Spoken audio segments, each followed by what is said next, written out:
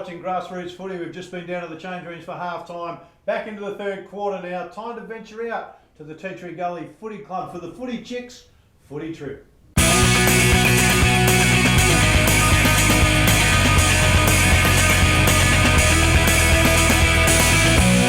And welcome to Footy Trip for another week. Well, I'm at the Raggies Football Club tonight. That's right, Athelston. Now, they're a proud mob at the Athelston Football Club, but unfortunately they're having a bit of a lean year this year, sitting with just the one win on the bottom of the Div 2 table.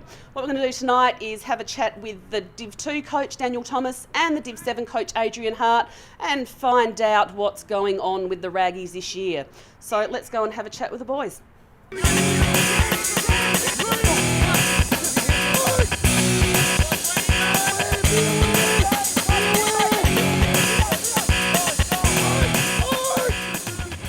Fair to say the season probably hasn't started the way you wanted it to? Yeah, definitely. We had some high hopes pre-season. Recruited us fairly well. Dean Rossi, Brad Pearce, good reserves footballers, country footballers. Had some really good crop of kids coming through. Some injury hurt us, but probably our efforts haven't been where we wanted to be. So hopefully the second half of the year we can get some wins on the board for sure. Okay, we're speaking to Div 7 coach, Adrian Hart. Adrian, thanks for joining us. Not a problem. Now, do you consider yourself the C grade coach or the second A grade coach? No, C grade coach. We've got four divisions, so C grade coach I am. It's very difficult. I think we're averaging sort of 8-9 changes every week at the moment. It is a difficult process, but that's what you get dealt with every Saturday. So, you get to know a lot of different people, but thankfully we're a strong club and we know most of the people. So most of the guys that come down have got the right attitude. And most of the guys that go up are very fortunate enough, and most of them stay up there. So, and when they do come back, they know that they're coming back to a place that they love and really enjoy playing footy. So we had a bit of a club legend in Malcolm Grosman put his hand back up. I suppose these things happen when you've got one win on the board, and his form's been outstanding. Came through the B grade, did it the right way, and we've been really pleased with his efforts. I always take the blame as senior coach. When you put your hand up to do the role, it always falls back on you. So I take full responsibility. But in saying that, we've blooded 8 new kids to the club, so the future's definitely bright. And we're not going to give it away. We're going to keep having a crack and getting better at our skill, our decision making, and following games through for the 4 quarters. So let's hope it turns around the second half of the year. We reward guys that have played plenty of footy for the footy club. If they want to continue playing at Athelston, we get them to, if they can only train once a week, they come down and train once a week, and we try and give them as many games as we possibly can. On that side, we also try and reward the young guys that are still trying to make B grade or A grade footy. So it's a bit of a balancing act, but we seem to do it quite well. And the older guys appreciate it, and the younger guys appreciate it as well, because they still get to play with ex-A grade footy players that they learn a lot from. So got a young kid called Mitch Jonas, 16 years of age. You might have just met him then. Not sure how much he said in the interview, but he's a quiet mouse. He played on Josh Willoughby on the weekend and was in our best players. He tagged him in the second half, probably kept him to 5 or 6 possessions. So keep an eye out for Mitch Jonas in the future. Hasn't been as successful as I wanted it, but we are playing, on average 10 guys that are under 20, 22 years of age. So when I took the role on this year, that was a point that I made to the club, that I was mostly going to lose more games than I win. Not sitting where we want to be. There's a lot of work we can do, and we're working on that at the moment. So hopefully the D grader, or the B grade, whichever way you want to call it, in Division 7, they're performing quite well. Very competitive.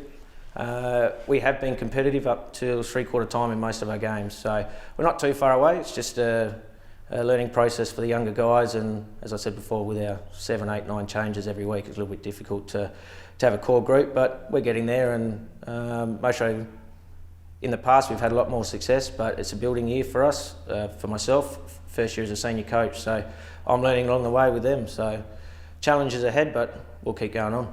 The club's really strong in their coaching and their progression of coaches. We meet, as you know, we've got 4 senior coaches and our under-16 coach in Chris Grigg. We meet regularly, we plan.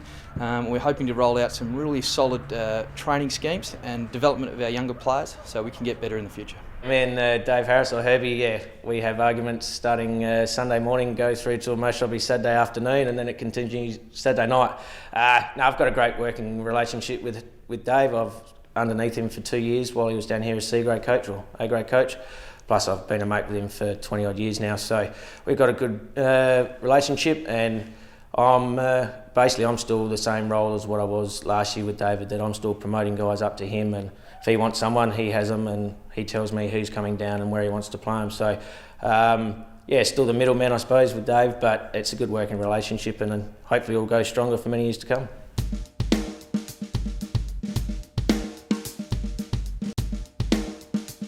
Jared Trish, centre half forward in A grade. Mitch Jonas, I play A grade and I play halfback for him. Justin Sheedy in the centre, swap halfback and play A grade. Josh Willoughby last week. Probably Alan Didak back in the day, once upon a time. Probably Adam Goods as a junior. He's just always a dominant player.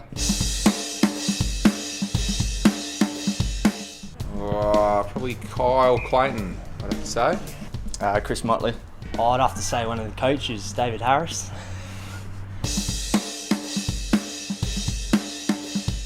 Probably same guy, David Harris.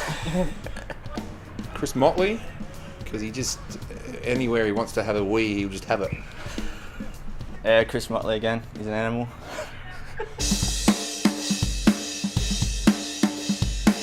It'd have to be Brad Pearce. Nathan Langoni. Won the Zumba competition we had here before. I think Sheedy would have to take that one. No worries.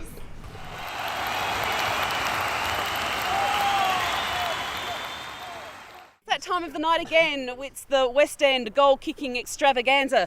I've got my 3 guinea pigs here from the Athelston Football Club, and these guys are from the Div 7 and Div 7R sides. Guys, rattle off your names. Craig Huggins, Paul Cassara, Alexander McCaskill. We know the rules. The best goal wins the beer. So let's get to it.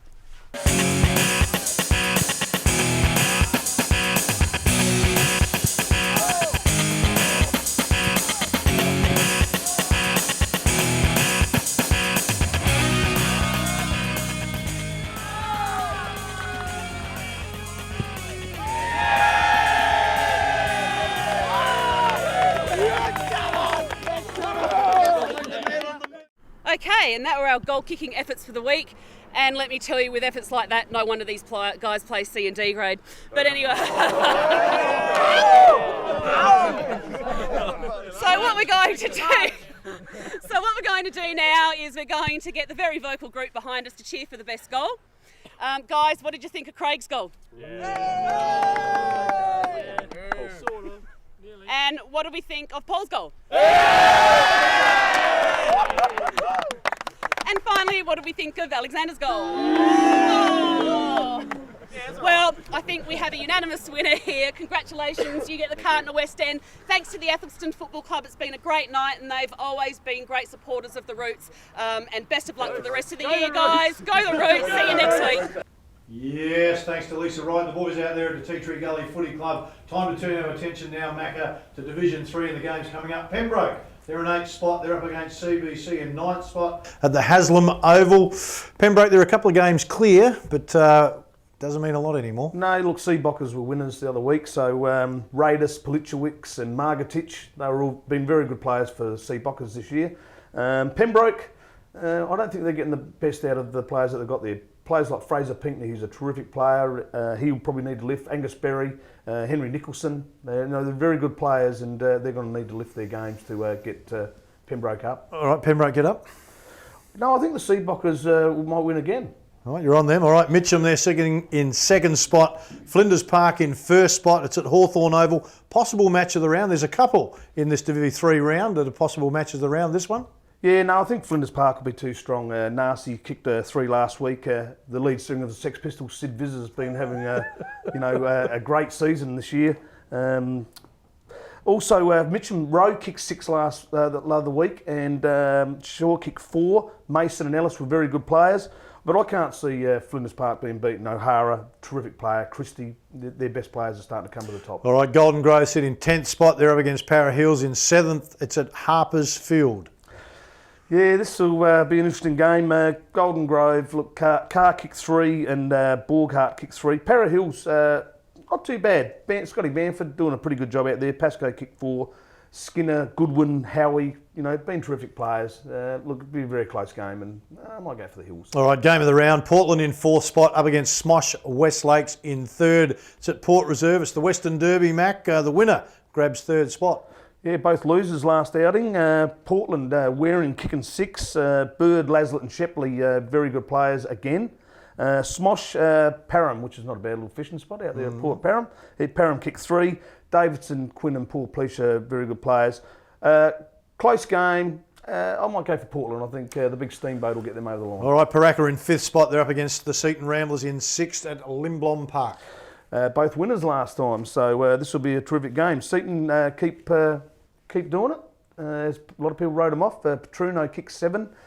Been a terrific player all year. Giuseppe Mascara. Now, I hope he doesn't I hope Giuseppe doesn't wear mascara, but he kicked 4 again, and he's been a terrific player.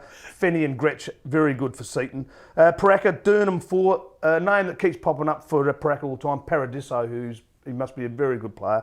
And Ronald Rankin Jr., whose name keeps appearing as well. So they're very good players. A close game, but I think Seaton might get over. All right, let's go to Divi 4. Scotch are in 2nd spot. Westminster in 8th spot. At home for Scotch. They're playing some terrific footy. Scotch can't see them losing this one, Macca. Yeah, Matty Kluzak's got them going along really well. I know Jeff Hurd up there, he'd be happy as punch that he probably made that decision to get Matty Kluzak there, so he would be happy. Thorpe kicked 5. Thorpe, very good player last week, and Johnson doing really well for them.